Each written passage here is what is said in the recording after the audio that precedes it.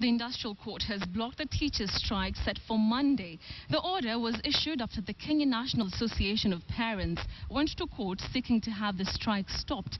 But as Wilson Mburu reports, the Kenya National Union of Teachers say the strike will continue as planned on the 5th of this month. Thank you. It is the document that the Kenya National Association of Parents had sought for from the industrial court in a bid to ensure that learning kicks off as usual when schools reopen for the first time on Monday.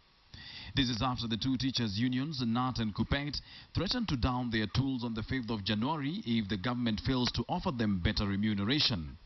In the past, the Parents Association has sympathized with the teachers, even as it called for the use of other avenues of expressing grievances.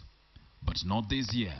The Association Secretary General Musau Ndunda says they have had enough. We don't want to sacrifice the lives of our children.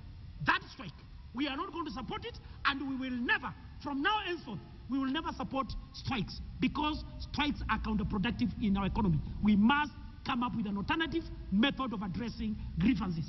In the order, all stakeholders, who include both teachers' unions, the Parents Association and the Ministry of Education, have been summoned to appear before the court in 2 weeks to explain why they have failed to reach an agreement on the matter. At the same time, Ndunda says that though teachers have a right to ask for better pay, it is insulting to parents who have invested in their children's education to be told not to take them to school as the government and teachers engage in pay talks. As an organization today, we want to take a position because we are registered. We have our constitutional right to defend the rights of the parents and children in this country. NAT Secretary General Wilson Mburu, who is currently out of the country, says that NAT is not aware of the court order and that the strike plans are still well underway. Mburu has also termed Ndunda as a gun for hire by the government, claiming that he asked for 200,000 shillings from NAT in order to mobilize parents to support the strike, a claim Ndunda vehemently denies. That's nonsense. We have never heard of that. These are just allegations. In fact, if they dare, that's a matter that you can sue them. I can sue them for defamation. So I'm not a gun for hire. Why should I? We are an independent organization. Meanwhile, KUPPET Secretary General Akelo Misori says he is also unaware of the court injunction and stands by their earlier position that their members will go on strike.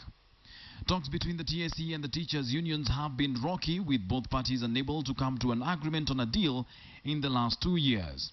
In the meantime, the Ministry of Education insists that schools will reopen on Monday 5th as scheduled. One can only wait to see what happens on that day. Wilson Mburu, KTN Prime.